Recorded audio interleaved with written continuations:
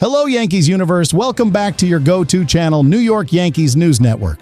Today we have 3 jam-packed updates about our Bronx Bombers, which have all just surfaced within the last few hours. So, if you are a true Yankees fan, you do not want to miss these updates. And yes, before we start the video, a quick request. If you are new to the channel, then please don't forget to like and subscribe so that you can stay in the loop on everything New York Yankees. All right, let's get into our first story. Update 1, remembering former top Yankees prospect Jesus Montero. We have to begin today's show on an incredibly somber and heartbreaking note. Truly sad news has emerged involving a player many of you will remember as one of the brightest prospects in our organization's recent history. Former big league catcher and one-time elite Yankees prospect Jesus Montero has passed away. According to a report from El Extra Base, he was just 35 years old. The report indicates that Montero was involved in a serious traffic accident on October 5th. More horrifying details have since emerged regarding the motorcycle death of the ex-Yankees prospect in his native Venezuela. Officials revealed that Montero, 35, was riding the motorcycle when he collided with a pickup truck in Valencia, which is about 93 miles west of Caracas. The brutal crash left the former Yankee with devastating injuries, including a punctured lung, 6 broken ribs, and multiple fractures to his femur, tibia, and fibula, as well as severe hip and knee injuries. The report indicates that he passed away following several days in the hospital, with officials revealing he had been lingering in a coma before his death. Just an absolute tragedy at such a young age. For those of you who followed the farm system intensely back in the early 2010s, you know exactly how big of a deal Jesus Montero was. He was signed out of Venezuela by the Yankees as an amateur and made his professional debut way back in 2007 when he was just 17 years old. His second professional season is when he truly exploded onto the scene at the single-A level. In 132 games, he hit .326, with a .376 on-base percentage and a .491 slugging percentage, smashing 17 home runs and 34 doubles. That strong performance earned Montero a massive amount of attention. By the 2010 season, Montero was viewed as a consensus top 5 prospect in the entire sport of baseball. In fact, Baseball America went as far as to name him the sport's number 3 prospect, ranked behind only 2 future Hall of Famers, Bryce Harper and Mike Trout. That is the level of hype and talent we are talking about. He did what he could to deliver on that hype at AAA in 2010, slashing .289, .353, .517 with 21 homers in 123 games. The next step was the majors, and after spending most of the 2011 season at AAA, he finally made his big league debut with the Yankees on September 1st against the Red Sox at Fenway Park. He posted incredible numbers down that stretch run, posting a .328 batting average, a .406 on-base percentage, and a .590 slugging percentage across 69 plate appearances. He even made the Yankees' postseason roster and got into Game 4 of the American League Division Series against the Tigers, where he went 2 for 2 with a run scored and a run batted in. As many of us remember, that would be Montero's last appearance in a Yankees uniform. In January of 2012, he was the centerpiece of that blockbuster deal sent to the Mariners. Montero and teammate Hector Noesi were shipped to Seattle in exchange for all-star right-hander Michael Pineda and pitching prospect Jose Campos. Unfortunately, his career never reached those heights again. He was sidelined by injuries, including a torn meniscus, and accepted a 50-game suspension as part of the biogenesis scandal. He last played professional baseball during the 2020-21 Winter League season. In all, Montero made it into 226 Major League Baseball games across parts of 5 seasons. It is a truly sad ending to a life that once held so much promise in the Yankees universe. We at New York Yankees News Network send our deepest condolences to Montero's family, friends, loved ones, and his former teammates.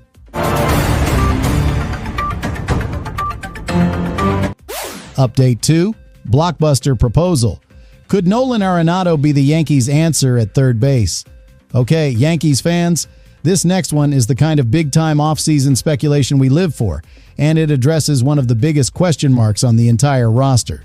As we all know, the New York Yankees are heading into the 2025 to 2026 offseason, searching for upgrades to push them back to championship contention. After another deeply disappointing exit in the American League Division Series, the front office has identified third base as a key area of need.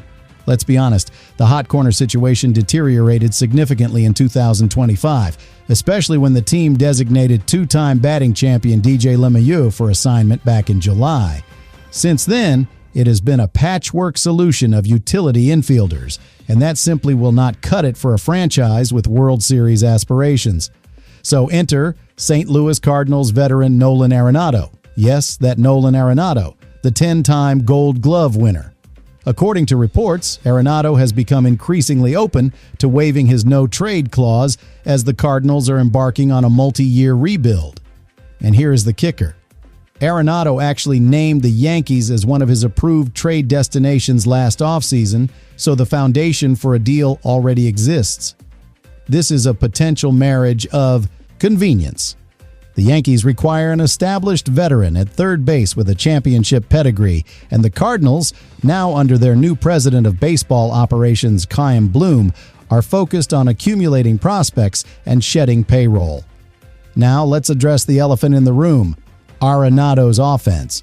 In 2025, the 34-year-old posted a .237 batting average with 12 home runs and a .666 on-base plus slugging across 97 games.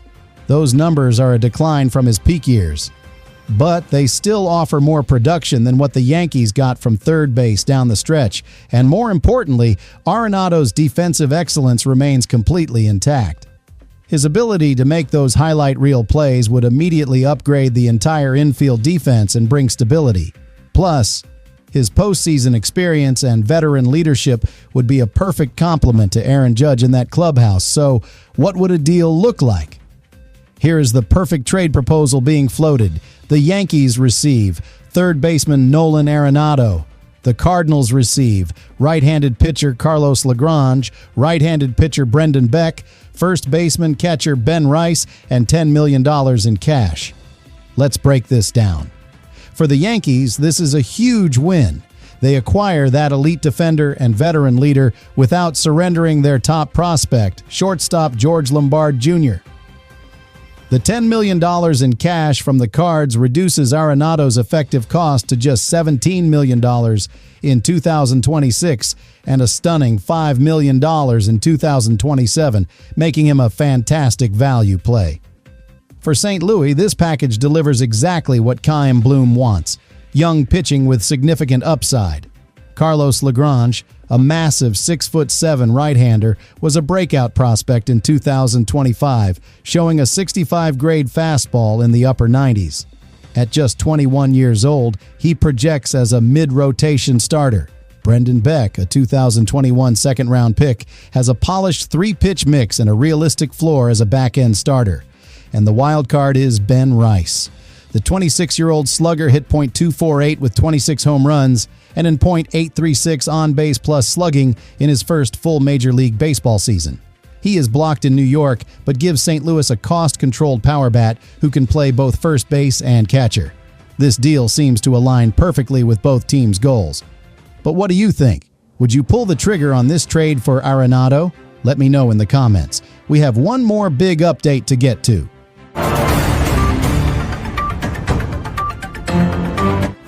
Update 3. The Martian's future is Jasson Dominguez facing a make-or-break 2026.